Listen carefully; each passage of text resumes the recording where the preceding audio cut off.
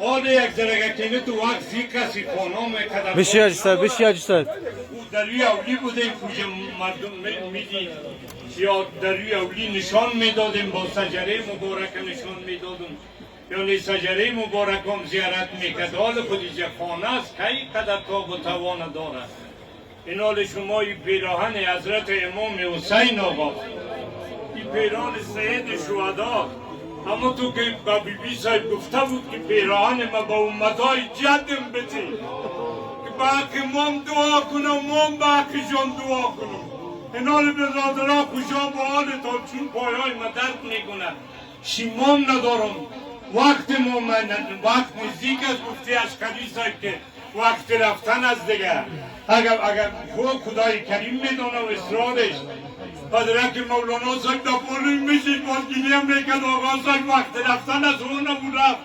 ما هم میدیم از پیشتیر بچیم خوشا با حالتان که این پیران حضرت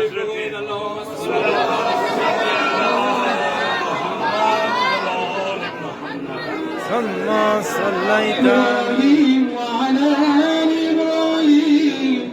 إنك حميد مجيد اللهم صل على محمد وعلى آل محمد كما صليت على إبراهيم وعلى آل إبراهيم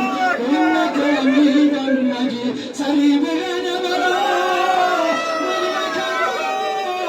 زارا بديد الشام الليل رغم قدم الضاي وسعي بديد الشام الليل رغم قدم الضاي وسعي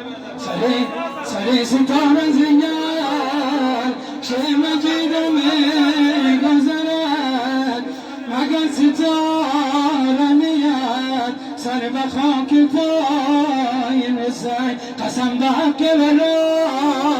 کی بسوزدش دوزخ همین قدر که بود قبر و آشنای وسای همین قدر که بود قبر و آشنای